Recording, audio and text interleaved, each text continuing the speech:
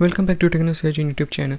PC makers Nvidia, Intel and AMD are facing some issues regarding their revenue.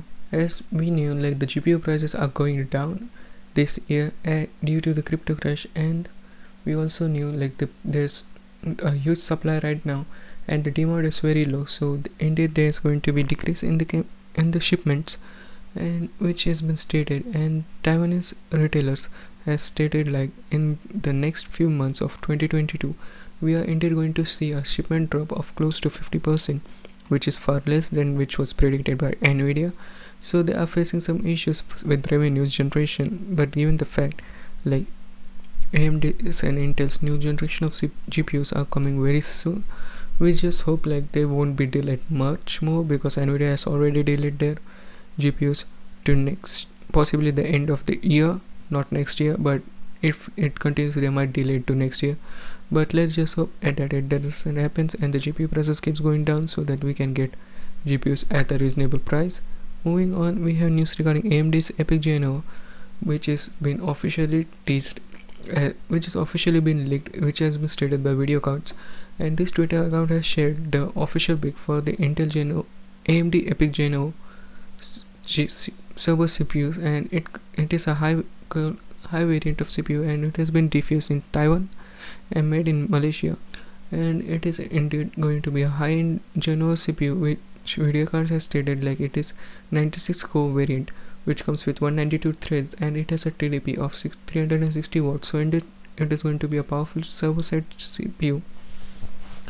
But and video cards has stated this chip is now available in retail version to OEM, and it looks good. So yeah, it is indeed available to OEMs, and they are making use of this EPYC CPU before they are released, but they should be getting it soon so that they can optimize their software and hardware so that it will be available when it finally launches. But it is a bummer because this new EPYC GENOA CPU requires a new socket, so they need to change the hardware also, possibly motherboard.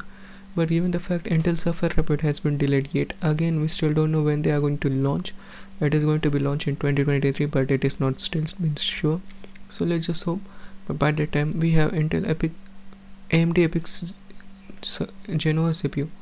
For the time being, let's just hope Intel launches it, because if there's a competition in server segment also, it will be nice. Let's just hope.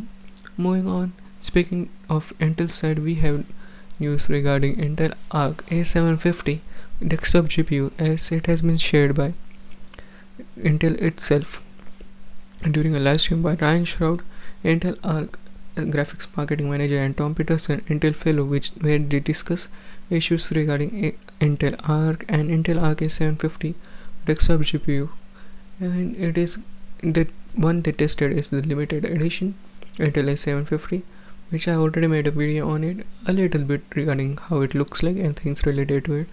But now we have benchmarks, and do note it is coming directly from Intel, and they stated it is not cherry picked, but we still don't know about it. They might be cherry picked, but judging from the benchmark, it looks very good. It is going to get an indeed performance uplift of 5 to 10% compared to RTX 3060, and it is normalized 3060, not overclock, so it is a reference, not reference, but yeah, a reference to RTX 3060 from Nvidia, maybe Founders Edition also, and it looks pretty good. All the games they tested for 40%, it looks good.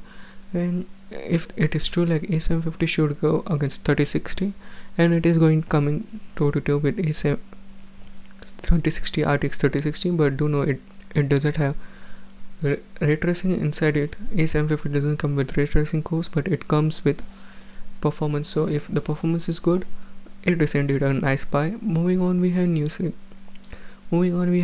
regarding its not launch, but its driver issues, and they stated they are indeed developing drivers for it, and they knew it works good with OpenGL, not with OpenGL but with Vulkan, but they are going to make things work out, and here you can see the system configuration also. Moving on, we have news regarding Intel, not Intel but AMD and AMD's next generation 7000 CPUs, as Grimon55 has tweeted out. The pricing for the 5800X3D will be reduced next month, and that makes him think like Zen 4 will have indeed high performance in gaming, because the only reason that 3D part was released was because for the gaming, as Ryzen is not good for gaming as of now. But now if it is indeed getting a price cut, that means that 7000 series is going to getting a higher uplift in gaming performance. And we know like they are not going high in core counts, but they are indeed going high in frequency, and they are going low in 5 nanometers. So yeah, maybe it is going to be faster and more powerful in gaming benchmarks. And we know like Intel is going for more cores, and it is going to take the performance down from AMD. But I think, and this is just a speculation, like the roles will be flipped. AMD will take the gaming crown from Intel, and Intel will take the multi-core performance commercial work office workloads from AMD. So yeah, the roles will be switched, but competition is good as it drives the industry forward. And if Intel is good, Intel should work with their CPUs a lot more, because they have clearly issues with Intel with its CPUs, and they should fix it. Because if Ryzen 7000 is going to be taking both of the crowns from gaming and professional benchmarks, then it is going to be challenging for Intel to stay in the game. Let's just hope for a better competition. What do you think about all of this news? Like, share and subscribe, and I will meet you in the next one. Peace out.